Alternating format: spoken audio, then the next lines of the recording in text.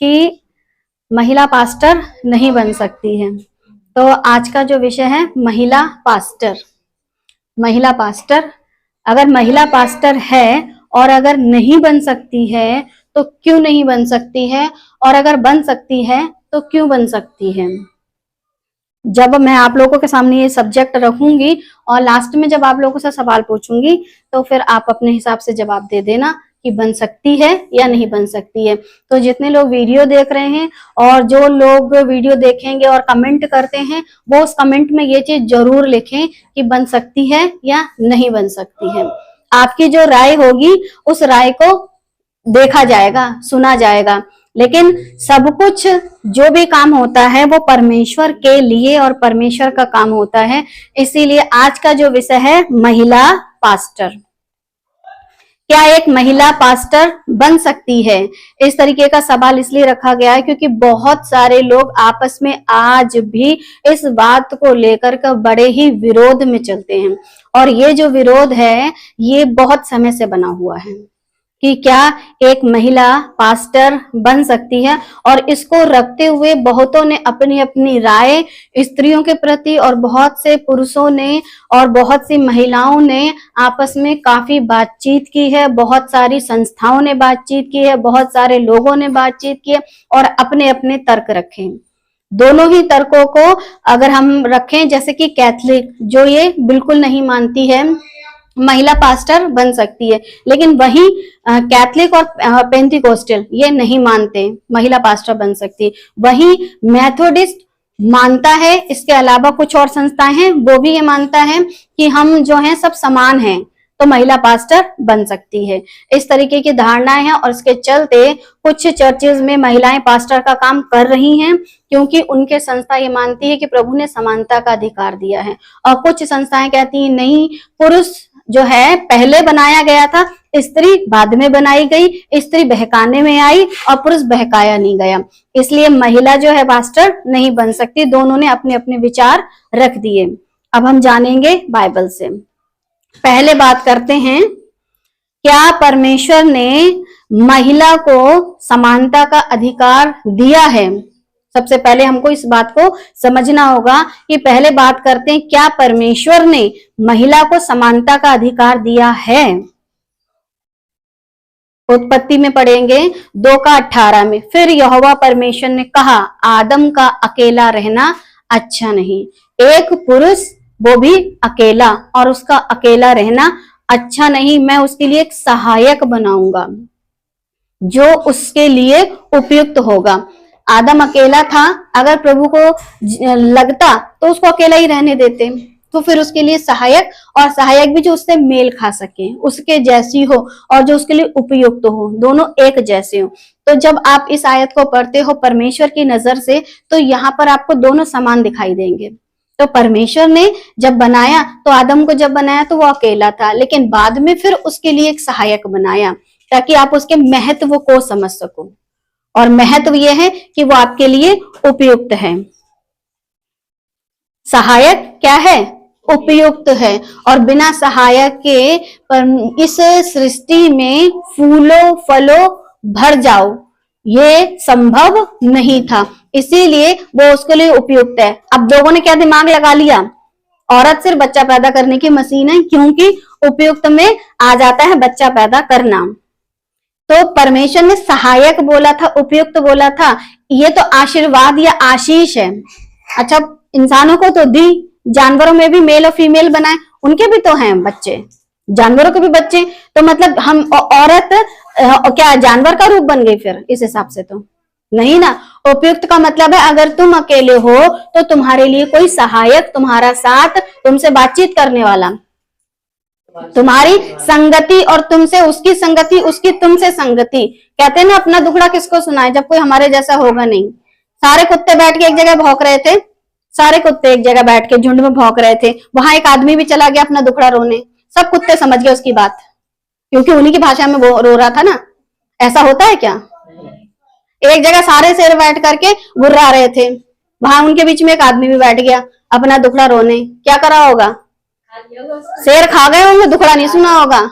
तो फिर इतनी तो अकल लगाओ कि अगर ये जाता किसी जानवर के पास बैठ करके, उन दिनों में जानवर खाते नहीं थे इंसान को, तो कौन इसकी भाषा को समझ लेता और कौन इसके अकेलेपन को दूर कर देता, कौन इस मनुष्य के साथ संगति रखता जिसका नाम है आदम। तो आदम के लिए उपयुक्त एक महिला, एक स्त्री को बनाया गया। तो बड़ी ही सोचने वाली बात है, जिन लोगों ने पता नहीं वचन को पढ़ते समय इन बातों को सोचा या नहीं सोचा। अगर ऐसा ही है तो कोई भी पुरुष आज के जमाने का भी जाए और जितने सांप बैठे अपनी मंडली में जाकर के उनके बीच में फुंकारे मारे, अपनी सुनाए, मेरी बीबी ऐसी, मेरी बीबी ऐसी। बीबी नहीं तो होगी कैसी? लोग बड़ी दिक्कत में, मेरी बीबी ये, मेरी बीबी वो। आज होती ही नहीं सहायक उपयोग, तो वहां जाकर के तुम अपना जहर कहां उगलते? ऐसा होता क्या? नहीं। परमेश्वर ने सहायक बनाया था, बच्चा पैदा करने की मशीन नहीं। वो तो जानवर भी पैदा करते हैं। तो सहायक वो जो तुम्हारी तकलीफ को, सहायक वो जो तुम्हारी तकलीफ को, एक दूसरे के लिए पूरक हैं।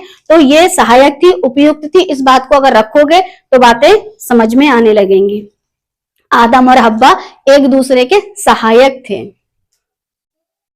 फिर वही दूसरे परमेश्वर ने इजराइल जाति बनाई अब्राहम के जरिए। तो अब्राहम और सारा भी सहायक थे। अगर ये जाति बनी तो बिना सारा की मदद के इजराइल जाति बन नहीं सकती थी।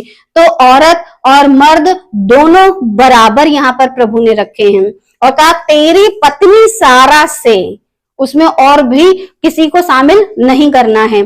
तो जो इजराइल बना वो भी बिना पत्नी या बिना औरत के नहीं बना। फिर लास्ट में यीशु मसीह और कलीसिया।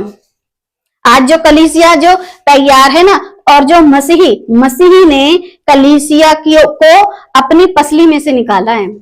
तो फिर जो ये जो कलीसिया है, इस कलीसिया में आपको दिखता तो स्त्री जैसा है, लेकिन ये है किसकी दुल्हन? यीशु मसीह की दुल्हन। अब यीशु मसीह, मैंने आदम और हव्वा, अब्राहम और सारा, और यीशु मसीह और कलीसिया, ये 3 प्रकार की जोड़ियों को रख दिया जो कि सृष्टि में आपको उदाहरण के तौर पर मिलेंगे। इफिसियों 5:22, हे पत्नियों अपने अपने पति के ऐसे अधीन रहो जैसे प्रभु के। अब ये उदाहरण दिया है कि हे पत्नियों अपने अपने पति के ऐसे अधीन रहो जैसे प्रभु के। अब प्रभु के अधीन किसको रहना है? कलीसिया को। जैसे पत्नियां अपने पति के अधीन रहती हैं, वैसे ही तुम जो कलीसिया हो प्रभु के अधीन रहो, क्योंकि प्रभु वो पुरुष यानी कि पति, कलीसिया वो पत्नी, जिसको मैं आगे रखूंगी।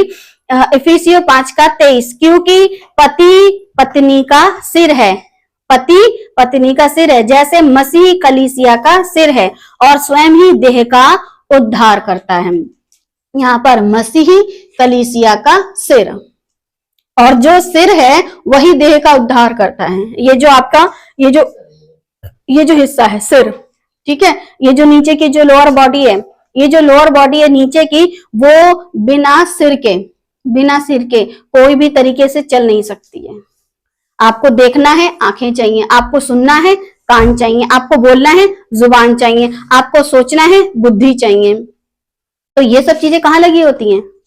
सिर में, शरीर में नहीं, सिर में। फिर बात आती है हाथ कैसे चले बिना देखे, पाँव कैसे चले बिना देखे, फिर आपकी दिल की जो सोच समझ काम, इन हाथों से काम लो, इन पैरों से काम लो, लेकिन बिना देखे, बिना सुने, बिना बोले कैसे कर सकते हो?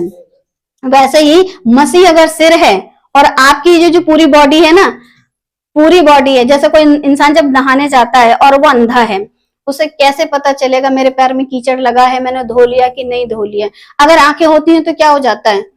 साफ कर लेता है। वैसे ही अगर घाव लगा हुआ है और अगर उसके हाथों में अपने ही शरीर पर मरहम लगाना हो और आंखों का इस्तेमाल ना करे क्योंकि आंखें हैं नहीं, तो फिर बताइए खुद ही के शरीर पे ये हाथ अपने ही पैरों पर, अपने ही शरीर पर, अपने ही घाव पर पट्टी बांध सकते हैं या फिर उस पे दवाई लगा सकते हैं? नहीं लगा सकते। बिना आंखों के, बिना इस सर के आप अपनी देह का उद्धार नहीं कर सकते हो, यानी अपनी देह को किसी भी प्रकार से चला फिरा उठा बिठा नहीं सकते हो। बिना आंखों के, बिना हाथों के, बिना कान के, मतलब आपके जो नीचे का जो उद्धार का शरीर है नीचे का, और जो सिर है वो जो मसीह है, दोनों एक दूसरे के लिए हैं। तो इस बात को समझना है, जैसे पति पत्नी का सिर है वैसे ही मसीह भी कलीसिया का सिर है। मसीही क्या है? सिर। यीशु मसीह सिर है और देह क्या है? कलीसिया। अब देह अगर कलीसिया है, यीशु मसीह अगर सिर है, तो ये है दूल्हा, कलीसिया है दुल्हन। तो ये इन दोनों के बीच का मैटर है। हमेशा देखना, कोई भी कानून हो, जब पति पत्नी के बीच की लड़ाई होती है तो इस दुनिया का कोई कानून नहीं बोलता, इस दुनिया का कोई भी कानून नहीं बोलता है। तो फिर जिसकी सिर है और जिसकी बॉडी है, ये इन दोनों के बीच का मैटर है। जब ये इन दोनों के बीच का मैटर है तो फिर आपको इन दोनों के हिसाब से बाइबल को पढ़ते हुए बातों को समझना है।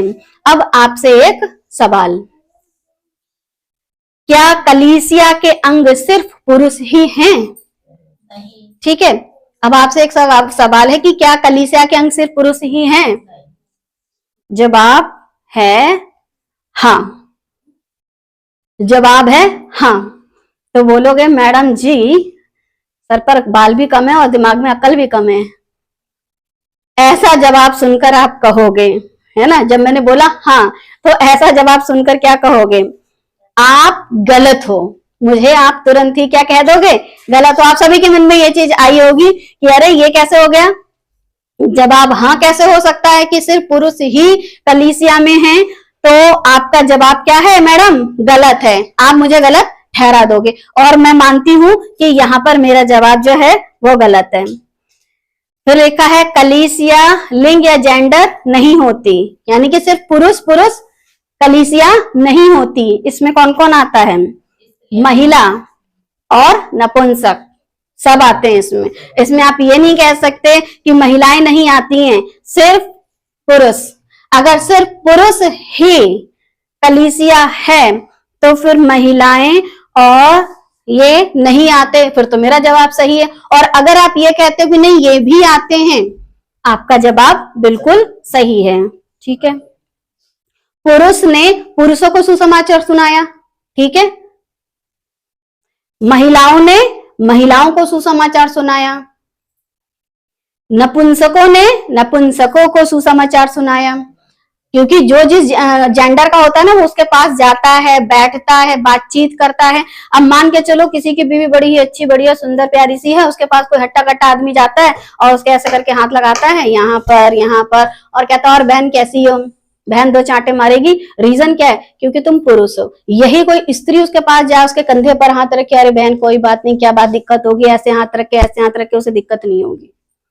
तो वही चीज मैंने रखी है कि महिला ने महिला को सुसमाचार सुनाया, पुरुष ने पुरुष को सुनाया। पुरुष अगर पुरुष के कंधे में ऐसे करके हाथ डाल के चले और बातचीत करे और यार क्या हालचाल है ऐसे वैसे, तो दिक्कत। वही औरत जा करके करे तो नहीं हो सकता, तो बर्दाश्त नहीं होगा ना। लोग कहेंगे अरे कैसी औरत, ऐसे तमीज नहीं है। तो एक ये तरीका होता है कि किसने किसको सुसमाचार सुनाया। महिला ने महिलाओं को सुसमाचार सुनाया और जो नपुंसक रहते हैं उन्होंने उनको सुसमाचार सुनाया। क्योंकि बाइबल बताती है खोजा के विषय में और उसने जरूर सुनाया होगा। बाइबल बताती है स्त्री के विषय में जिसका घड़ा छूट गया था उसने भी जाके सुनाया। तो लिखा है ईसाइयों का विशेष समूह, a particular group of Christians, कुल मिलाकर के क्या कहलाती है? कलीसिया। और इस कलीसिया में तीनों टाइप के लोग पाए जाते हैं, पुरुष भी, महिला भी और थर्ड पार्टी जैसे कहते हैं नपुंसक, ये सब पाए जाते हैं। और इसको कहते हैं ईसाइयों का एक विशेष समूह, कहलाती है कलीसिया। अब कलीसिया में ये सब हैं और कलीसिया किसकी पत्नी है? और यीशु कलीसिया का क्या है? सिर। अच्छा, सिर की मर्जी किससे क्या काम कराए? ये सिर की इच्छा है ना कि पैरों को, हाथों को कैसे इस्तेमाल में लाए। क्या किसी पुरुष ने महिलाओं के समूह को और नपुंसकों के समूह के बीच में पास्टर का काम किया या उनकी अगुवाई की? ऐसे बहुत कम मिलेंगे कि पुरुषों के बीच में, नपुंसकों के बीच में और महिलाओं के बीच में जा करके किसी भी पास्टर ने प्रचार किया हो। औरतों के बीच में हमेशा औरतें ही जा करके उनके घरों में जाती हैं, नपुंसकों के बीच में उनकी कैटेगरी के लोग जाते हैं। तो जा करके क्या कोई जो चर्च का अपने आप को पादरी कहता है वो जाता है? लेकिन इनको ये सिखा रखा है महिलाओं को और इनको कि हमसे जोड़ दो। तो इससे साफ पता चलता है ना कि तुम खुद प्रभुता करना चाहते हो। परमेश्वर की ऐसी आज्ञा नहीं है। चरवाहा यानी कि पास्टर, ठीक है, यह चरवाहा यानी पास्टर। जब संसार में कोई भी मनुष्य, स्त्री हो, पुरुष हो, थर्ड जेंडर हो, जब वो लोगों से, भीड़ में लोगों से मिलता है, तो क्या वो संसार की चिंताओं से, दुखों से, मुसीबतों से, परेशानियों से, या जो भी हालात होते उससे बचने की सलाह उसको देता है कि नहीं देता है? जैसा ये चरवाहा अपनी भेड़ों को समझा रहा है, खिला रहा है, पिला रहा है, उनकी चरवाही कर रहा है, क्या वैसे ही कोई भी चरवाहा क्या अपनी भेड़ों की इस तरीके से रखवाली नहीं करता? चरवाहा मतलब पास्टर। क्या हो गया?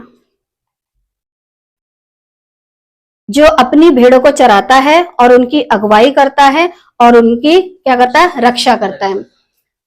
भेड़ों को चराना, अगुवाई करना, रक्षा करना, ये तीनों काम एक चरवाहा करता। तो क्या ये स्त्रियां नहीं करती हैं काम?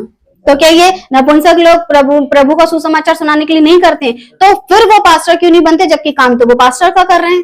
पास्टर एक टैग नहीं है, पास्टर एक आपको दी गई एक अथॉरिटी है। अथॉरिटी मतलब अधिकार है।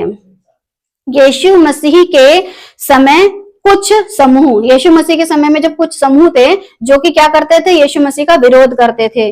और वो कुछ इस प्रकार लिखा हुआ है कि क्योंकि सदूकी तो ये कहते हैं ना पुनरुत्थान और ना स्वर्गदूत, ना आत्मा, ना फरीसी, इन सबको क्या करते हैं? नहीं मानते। सदूकी कहते हैं कि ना तो स्वर्गदूत है, ना पुनरुत्थान है, ना आत्मा है। क्या ऐसा सच है?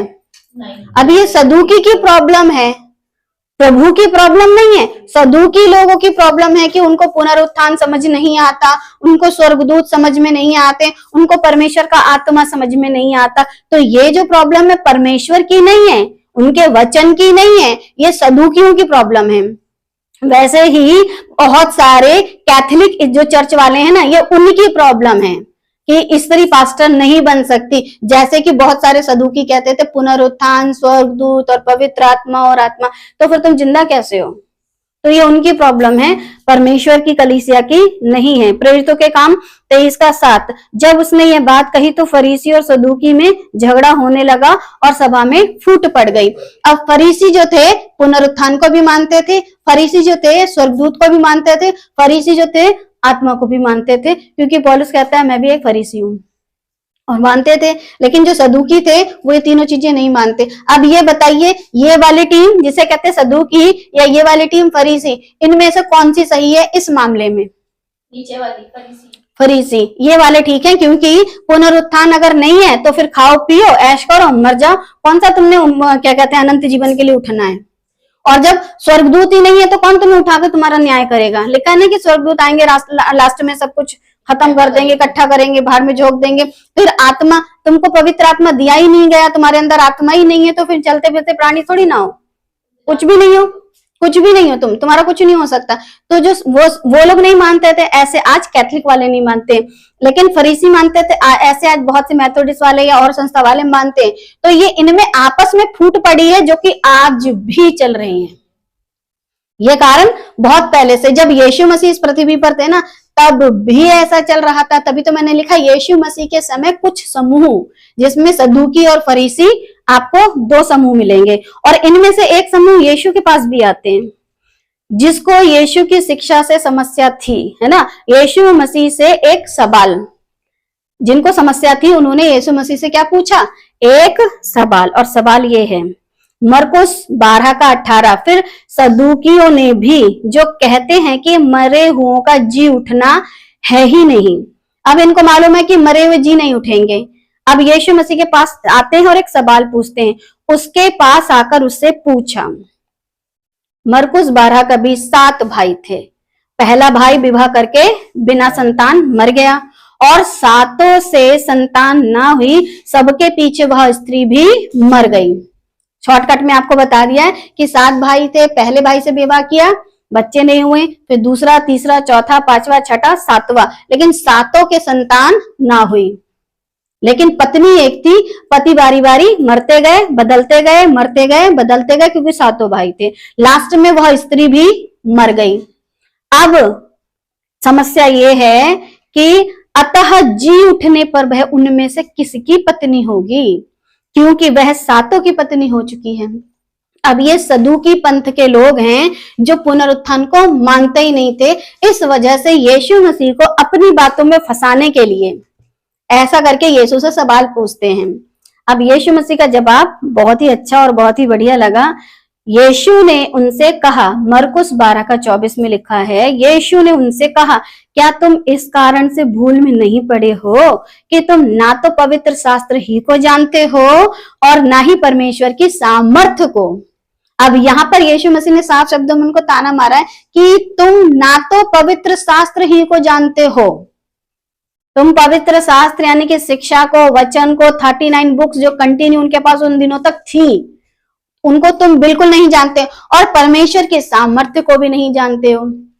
परमेश्वर मुर्दों को जिंदा करता है। परमेश्वर कहता है, मैं अब्राहम का, इसहाक का, याकूब का परमेश्वर हूं, मैं मुर्दों का नहीं, मैं जिंदों का परमेश्वर हूं। तो मतलब ना तो तुम्हें परमेश्वर की सामर्थ्य से मतलब है और ना ही तुम्हें पवित्र शास्त्र से मतलब है। ऐसे ही सदूकी पंथ वाले जो थे, बाइबल को पढ़ा करते थे, उन दोनों की किताबों को पढ़ा करते थे। और आज भी ऐसे ही सदूकी पंथ, जैसे कहते कैथलिक, ऐसे ही पवित्र शास्त्र को पढ़ती है और बातों को नहीं समझती है, क्योंकि पवित्र शास्त्र नहीं जानते हैं, परमेश्वर के सामर्थ्य को नहीं जानते हैं, इसलिए ऐसी बातों को रखते हैं कि स्त्री पास्टर नहीं बन सकती।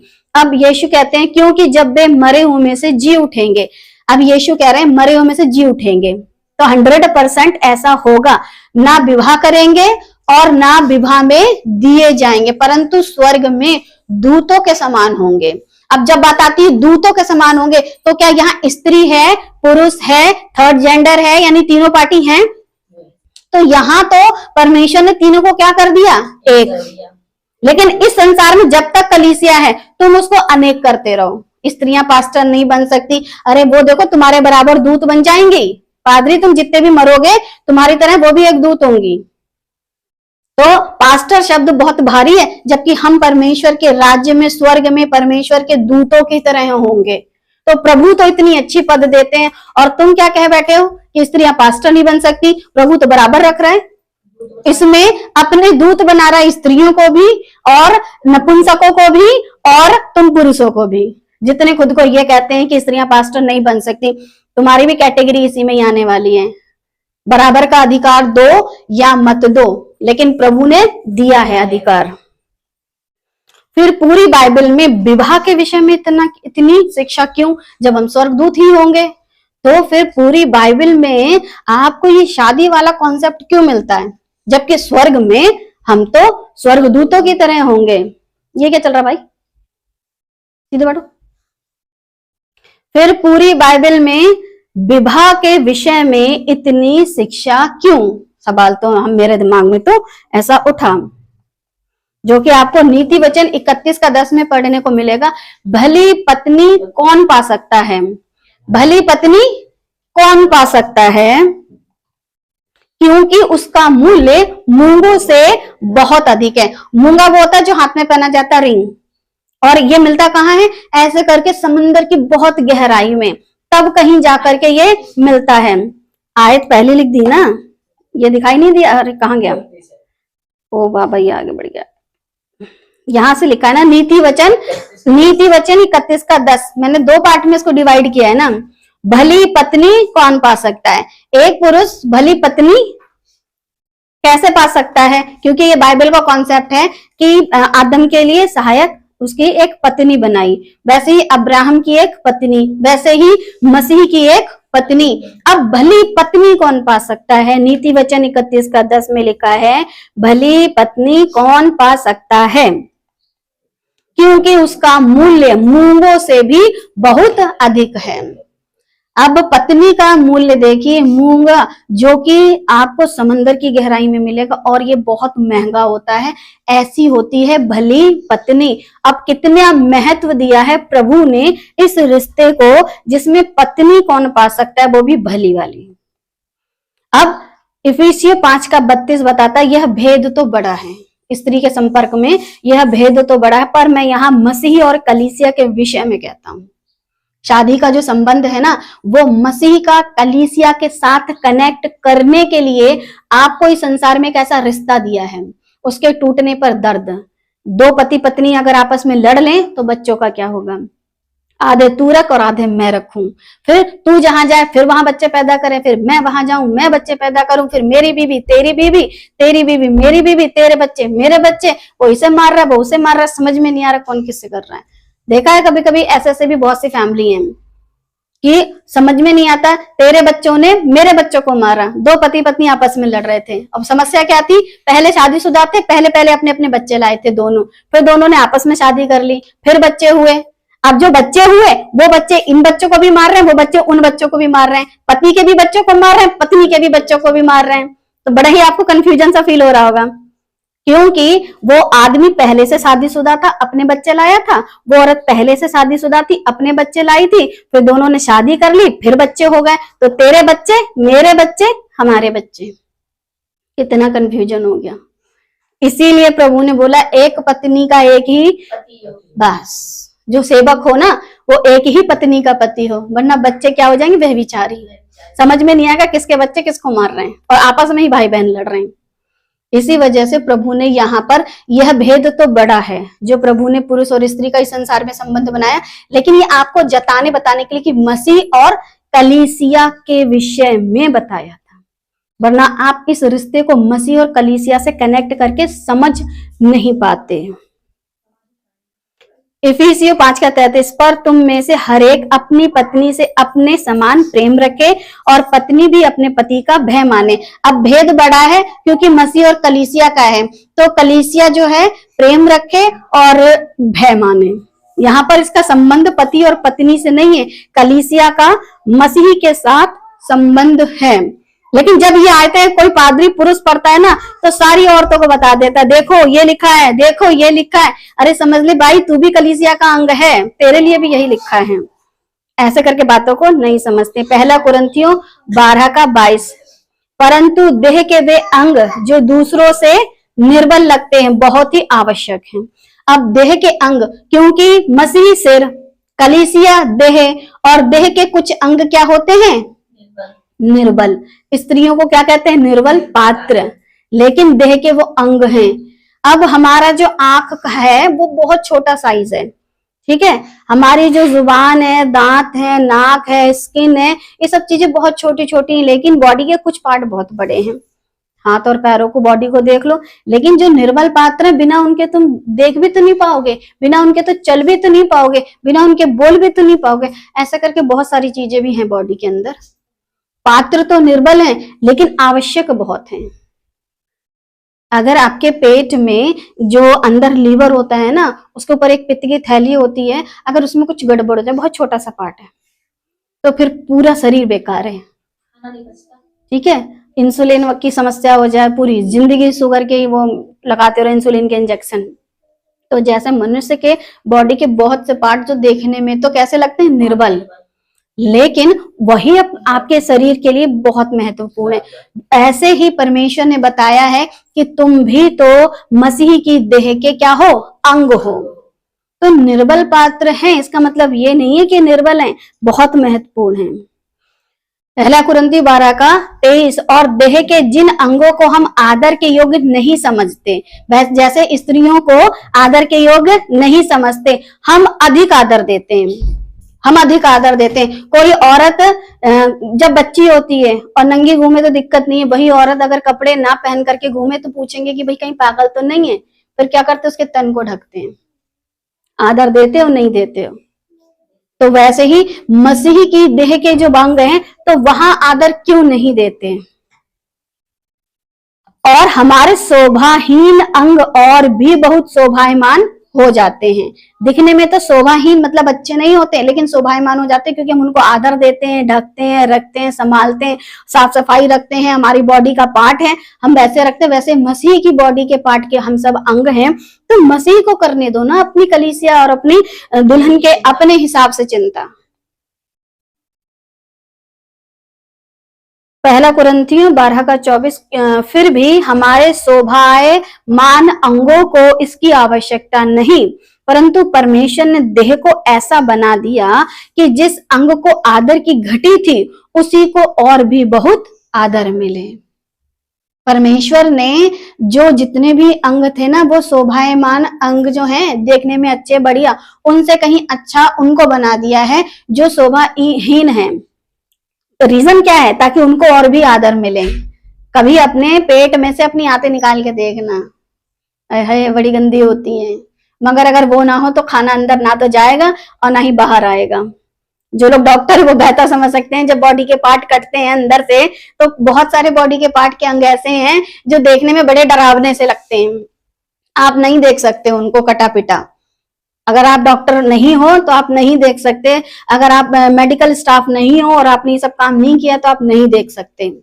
लेकिन कभी देखना कि वो देखने में तो बड़े ही अजीब से होते हैं, लेकिन अगर वो ना हो तो समस्या है।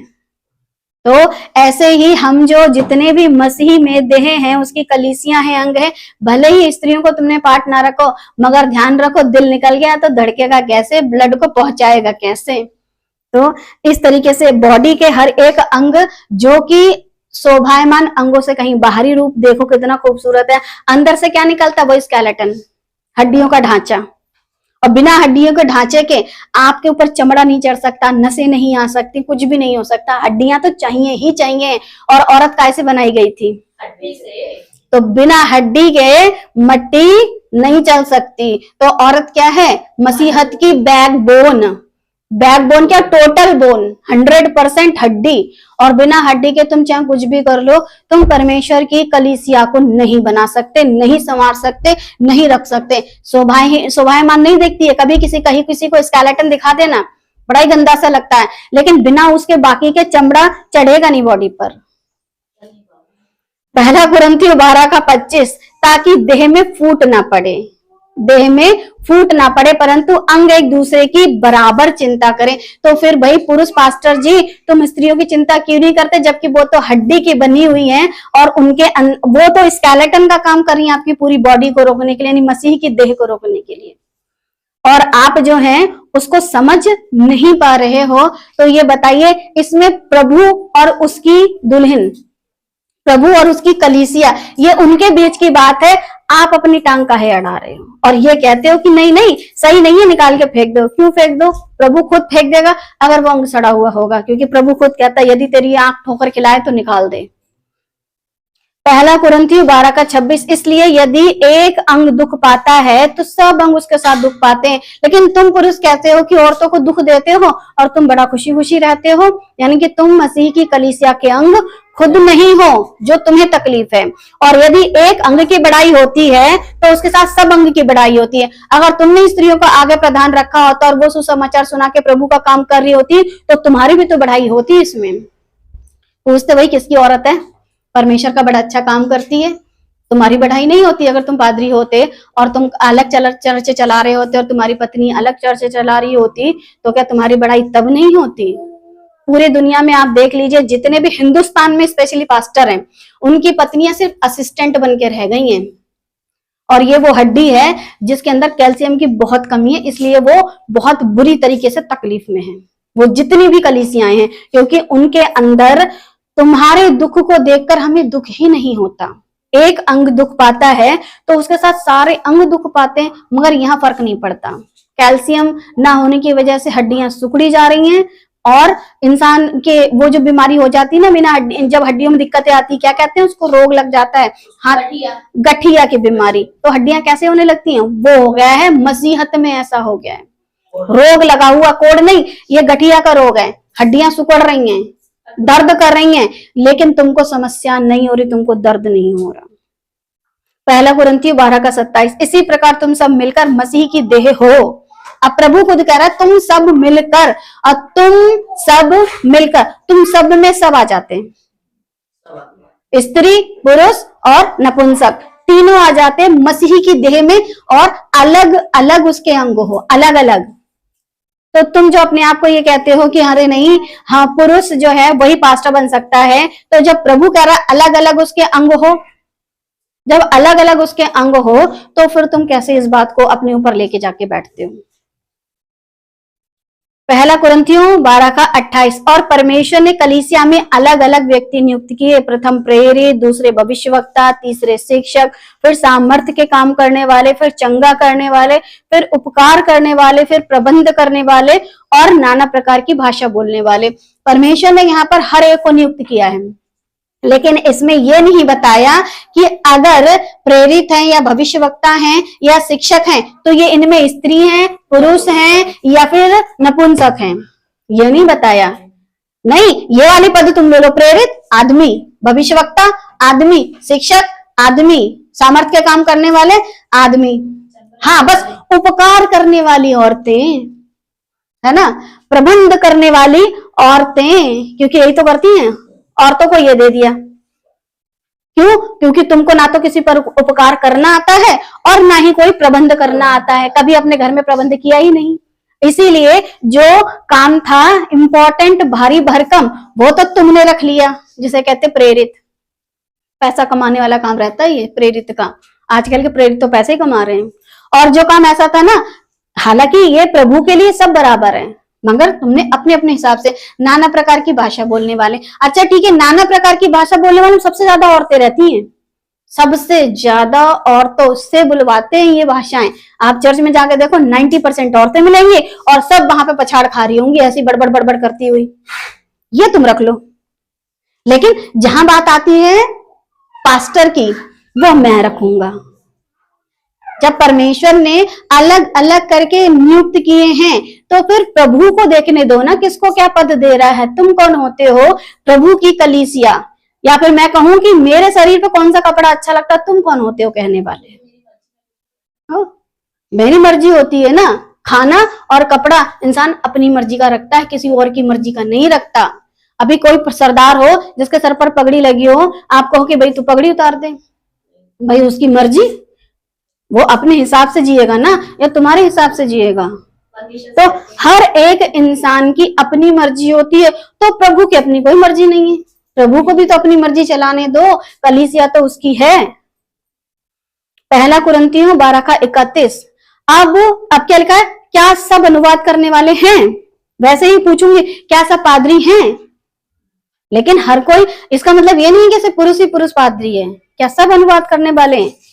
तुम बड़े से बड़े वरदानों की धुन में रहो, परंतु मैं तुम्हें और भी सबसे उत्तम मार्ग बताता हूं। पहला कुरिन्थियों 12 का 31। क्या सब अनुवाद करते हैं? तुम बड़े से बड़े वरदानों की धुन में रहो। तो कुल मिलाकर के अनुवाद के अलावा भी जितनी भी चीजें थी तो वो भी थी, लेकिन मैंने लास्ट रख दिया। उसके बाद सबसे अच्छी बात क्या है? सबसे उत्तम मार्ग बताता हूँ। और सबसे उत्तम मार्ग जो है वो ये है, अरे ये आगे कैसे बढ़ गया? पहला कुरिन्थियों 13 का 4। प्रेम। सबसे उत्तम मार्ग क्या है? प्रेम। अगर आप मसीह से प्रेम करते हो, और अगर कोई अनुवाद करने वाला है तो मत चिढ़ो, कोई प्रचारक है तो मत चिढ़ो, कोई पास्टर है तो मत चिढ़ो। जिसको जो काम करना है, जिसको प्रभु ने जो वरदान दिया है, क्योंकि प्रभु वरदान देते हैं और अपने तरीके से देते हैं। आत्मा जिसको जो चाहता है उसको वो देता है। तो आप क्या करो? चिढ़ने की बजाय प्रेम करो। सबसे उत्तम मार्ग क्या है? प्रेम। प्रेम क्या है? धीरजवंत है, कृपाल है, डाह नहीं करता, अपनी बड़ाई नहीं करता और फूलता नहीं है। और अगर आपके अंदर प्रेम है तो आप कृपालुता दिखाओगे, आपके अंदर डाह नहीं होगा स्त्रियों के प्रति कि पास्टर बन नहीं सकती है। क्यों? क्योंकि आपके अंदर डाह है। और फूलता नहीं है, मैं मर्द हूं तो मैं पादरी या पास्टर बन सकता हूं, तो प्रेम फूलता नहीं है। सबसे उत्तम मार्ग है कि अगर आपको प्रभु से प्रेम है, उसकी कलीसिया से प्रेम है, तो आपके अंदर ये बातें नहीं होंगी। उत्पत्ति 2 का 20। परंतु आदम के लिए कोई ऐसा सहायक ना मिला जो उससे मेल खा सके, वैसे ही परमेश्वर यीशु मसीह जो दूल्हा है उनसे मेल खाने वाली ही कलीसिया चाहिए है, और जो मेल नहीं खाएगी वो उनकी कलीसिया नहीं है। फिर चाहे वो अपने आप को कितना ही हालेलुया प्रेज द लॉर्ड करके पादरी वाला काम करता फिरे, लेकिन अगर सहायक है, मेल खाने वाला है, तो ही प्रभु का है और उसकी कलीसिया है। अन्यथा आप कुछ भी कहते रहो, आप प्रभु के नहीं हो। और लिखा सहायक का संबंध किस चीज से है? कलीसिया से है। इफिसियों 5 का 30। इसलिए कि हम उसकी देह के अंग हैं। कलीसिया की देह के अंग पुरुष और स्त्री दोनों हैं। जिसकी देह है ना, जिसकी देह है उसने अपनी देह में समानता का अधिकार दिया है। जब आप प्रभु की देह में शामिल होते हो तो ये मेरी देह है जो तुम्हारे लिए है, यादगारी के लिए यही किया करो, और दोनों चीजें दी। आपको क्या दिक्कत है? बड़ी समस्या है। जो लोग ये कहते हैं स्त्रियां पास्टर नहीं बन सकती, जब प्रभु ने समानता का अधिकार दिया है तो आपको क्या दिक्कत है? क्योंकि आपके अंदर प्रभु के प्रति प्रेम नहीं है, डहा है। और अगर होता प्रेम ना तो समानता का अधिकार जब मसीह ने दिया है, जिसकी देह है, आपको क्या समस्या है? क्या पूरी बाइबल में महिलाओं की गिनती आपको पढ़ने में मिलती है? पूरी बाइबल में जब महिलाओं की गिनती पढ़ने को नहीं मिलती है तो इसके पीछे का कारण मैं आपको बताती हूँ। परमेश्वर की जो कलीसिया है ना वो अनगिनत है, उसकी काउंटिंग नहीं हुई है और उसका संबंध स्त्री से है। स्त्री, इसीलिए पूरी बाइबल में आपको महिलाओं की गिनती नहीं मिलेगी। फिर चाहे भले ही 5,000 पुरुषों ने खाना खाया हो, फिर भले ही 6 लाख जंगल के सफर में पुरुष हो, फिर भले ही कलीसिया में कितने ही चेलों ने काम किया हो, स्त्रियों की गिनती नहीं है। रीजन क्या है? क्योंकि मसीही अपनी देह में कितने लोगों को रखेंगे ये काउंटिंग से प्रभु जानते हैं। तो जिसकी देह है, जिसकी दुल्हन है और जिसका दूल्हा है, उसकी मर्जी है कि उसको पास्टर बनाए या मास्टर बनाए। आपको क्या दिक्कत है?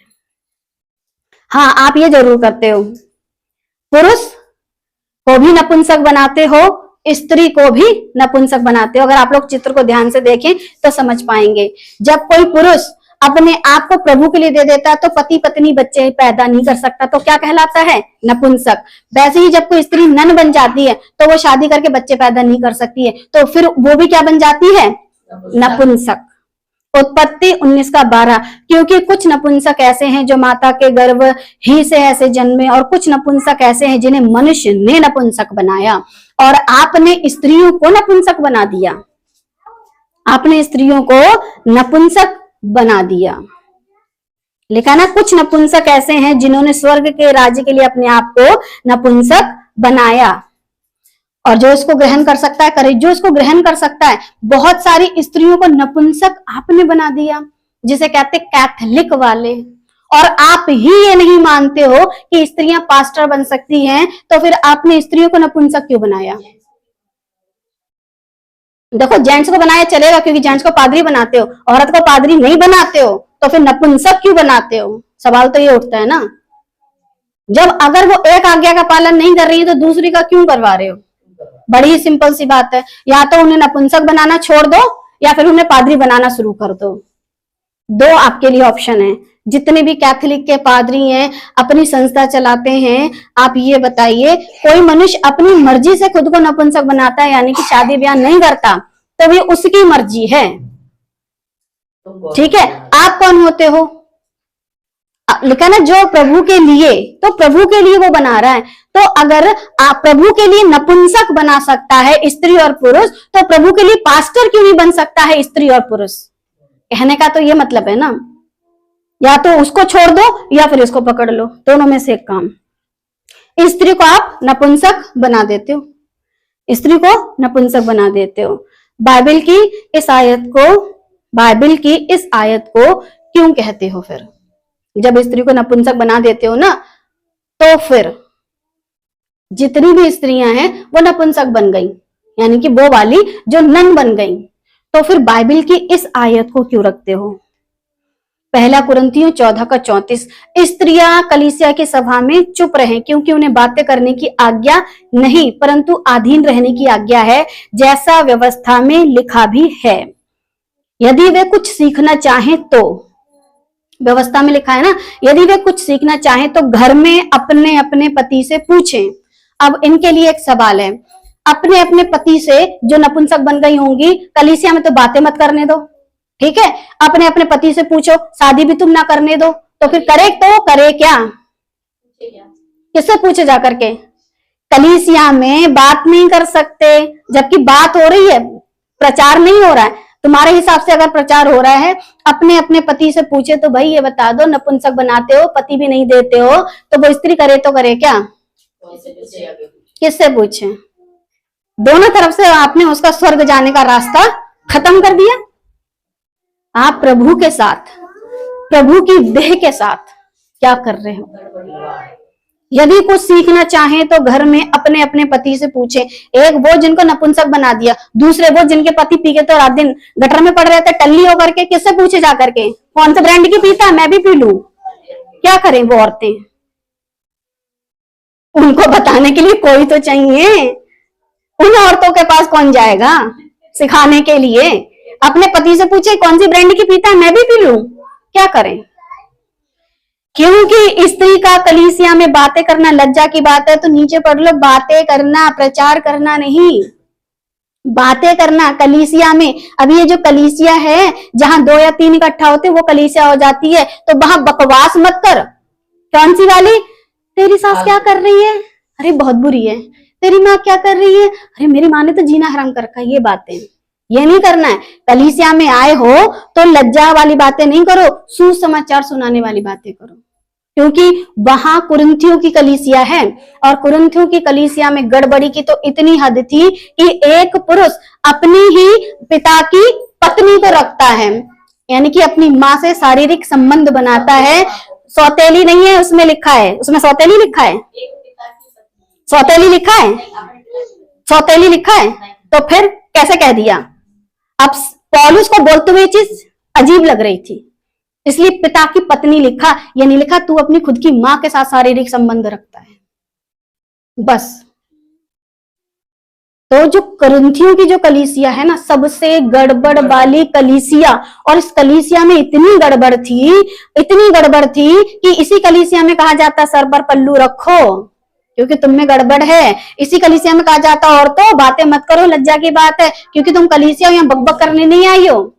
जैसे एक समय हमारी कलीसिया में जब बहुत सारी औरतें बैठती थी, तो किसी की सास का, तो किसी की बहू का, तो किसी के पेट दर्द का, तो किसी की कमर दर्द का, इसके अलावा कोई बात ही नहीं होती थी। वचन यहाँ शुरू होकर के खत्म भी हो जाता था, उनकी अपनी किस्से चलते थे। तो समझा समझा के खुद के भेजे कप आधा पानी खत्म करने के बाद थोड़ा बहुत सुधार पाए। प्रीति को तो समझ में आ रहा है, यही चलता था, यही चलता था, और मेरे को कितना इरिटेशन होती थी। तो ये वो बातें, लज्जा की बातें हैं। यहाँ तुम प्रभु का सुसमाचार सुनाने आए हो, या बहनी तेरी घर में क्या चल रही है, बहनी तेरे घर में क्या चल रही है, ये करने आए हो? तो पौलुस ने ऐसे इस कलीसिया को समझाया था। हर लेटर जो प्रभु के द्वारा कलीसिया को लिखा गया, जो समस्या थी उसका समाधान था। सबको एक जैसा समाधान नहीं, सबकी एक जैसी समस्या नहीं। तो जो कुरिन्थियों में समस्या थी वो हमें मत दो, बस सीधी सी बात है, प्रभु की कलीसिया में मत दो। पौलुस ये बताना चाहते हैं।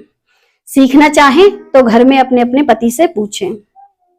जिसके पास पति नहीं वो किससे सीखे? फिर वो कुंवारी, नपुंसक, या फिर तलाकशुदा, या फिर तुमने उसको नपुंसक बना दिया, कहाँ जाए और किससे पूछे? किससे पूछे? तुम्हारे हिसाब से। तो ये उनके लिए नहीं था, उनके लिए था जो पति पत्नी हैं, जिनके अपने पति हैं, जिनकी अपनी पत्नियां हैं। ये उनको एक सलाह थी, ये उनको एक राय थी। ये हम सब के लिए नहीं है। हम कुरिन्थियों की कलीसिया नहीं है, हमने कभी इंडिया से बाहर कदम रखा ही नहीं, बस। तो हम तो कुरिन्थियों की कलीसिया में आते नहीं है। इसीलिए जो राय जिसको देने की होती है उसको दिया करो। जो राय कुंवारी लड़की को दी जाती है ना, वो शादीशुदा को नहीं देते। तुझे लेबर पेन हो रहा है, एक कुंवारी लड़की से पूछ के देखो, वो बोले कि अरे अभी तो शादी भी नहीं, बच्चा भी नहीं हो रहा है, लेबर पेन कहां से हो जाएगा? नहीं देते ना सलाह। ऐसी सलाह मत दो। जिसके पास पति नहीं है वो फिर किससे सीखे? जवाब दे देना जिनके पास इस सवाल का जवाब हो। पास्टर तो वो बन नहीं सकती है, क्योंकि आपने नपुंसक बना दिया, पति भी नहीं दिया, पास्टर भी नहीं बनने दे रहे हो। अब वो सवाल किससे करे बाइबल की, अगर उसको स्टडी करनी हो तो? क्योंकि औरतों को तो आप पादरी मानते नहीं हो। तो फिर हम जैसी औरतों के पास अगर कोई सवाल लेके आता है, बाइबल सीखना चाहता है, और हम जैसी औरतों को आप पादरी नहीं मानते हो, पास्टर नहीं मानते हो, शिक्षक नहीं मानते हो, चरवाहा नहीं मानते हो, क्योंकि पास्टर का मतलब चरवाहा होता है ना। अब इनकी चरवाही कौन करे जिनको आपने नपुंसक बना दिया?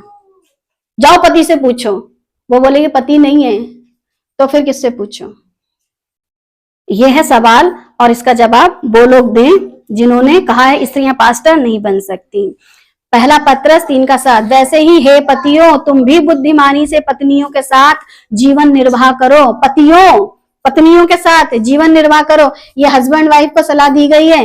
सोच समझ के बुद्धिमानी के साथ काम करो और स्त्री को निर्बल पात्र जानकर उसका आदर करो। रीजन क्या है? यह समझ कर कि हम दोनों जीवन के वरदान के वारिस हैं, जिससे तुम्हारी प्रार्थनाएं रुक ना जाएं।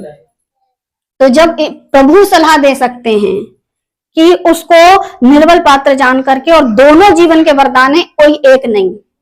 बिना मसीह और बिना कलीसिया प्रभु आएंगे तो किसको लेने आएंगे अगर कलीसिया ही ना हो तो? अगर यीशु मसीह आएंगे तो दुल्हन लेने आएंगे कलीसिया, और कलीसिया में तो पुरुष ही पुरुष हैं, स्त्रियां तो है ही नहीं, थर्ड पार्टी भी नहीं रखते हो तो किसे ले जाएं? प्रभु तो सबका उद्धार करने आते हैं, तो सब में स्त्री और नपुंसक लोग कहाँ हैं? उनकी गिनती कहाँ है? उनको चर्च में आने नहीं देते, उनको पुलपिट देते नहीं, उनको आगे बढ़ने देते नहीं, उनको सुसमाचार सुनाने नहीं देते, उनको बातचीत करने नहीं देते। स्त्रियों की ऐसी समस्याएं हैं, वो तुमसे आके कहेंगी, जितने पुरुष पादरी हो, किससे कहें जाकर के? ऐसे बहुत से नपुंसक हैं, उनकी बहुत सी ऐसी समस्याएं होंगी, वो किससे कहें? भाई जिसका शरीर होता है ना उसको पता होता है।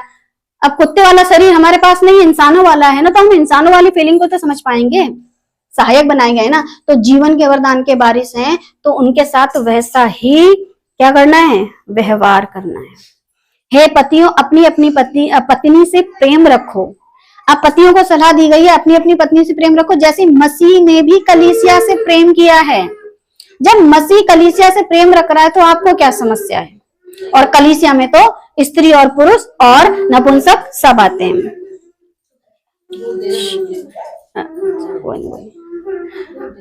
दूध लाए?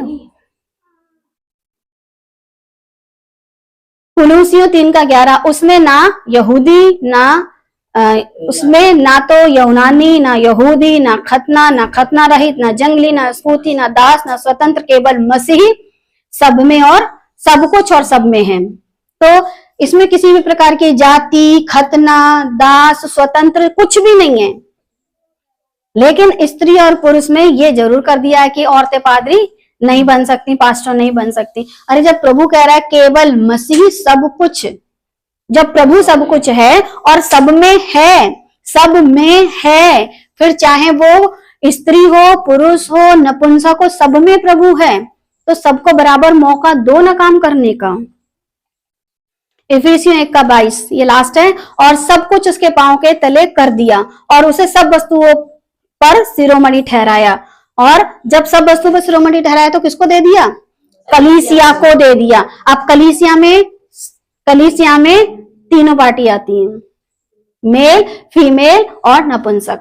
जब तीनों आते हैं तो आप कौन होते हो? जिसकी देह है, जिसकी दुल्हन है, उसको अपने तरीके से काम करने दो।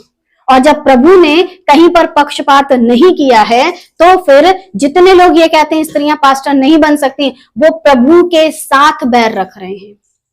तो फिर आप अपनी कलीसियाओं की ये रीति बदल दो कि आप स्त्रियों को नपुंसक बना रहे हो, फिर उनको सलाह दे तो अपने अपने पतियों से सीखो। जब वो नपुंसक ही हैं तो फिर उनका पति कहाँ है?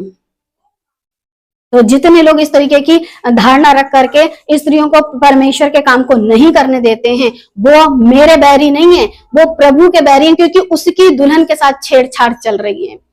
कोई हट्टा कट्टा खूबसूरत सा जवान हो और उसकी सुंदर सी बीवी हो, छेड़ के देखो, मार मार के भूत बना देगा।